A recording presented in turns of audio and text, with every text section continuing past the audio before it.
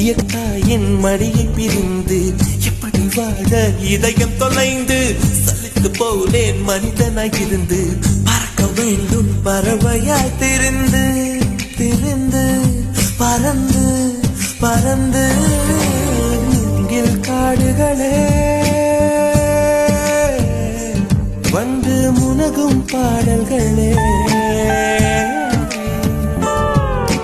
தூரச் சிகரங்களில் தண்ணீர் துவைக்கும் அருவிகளே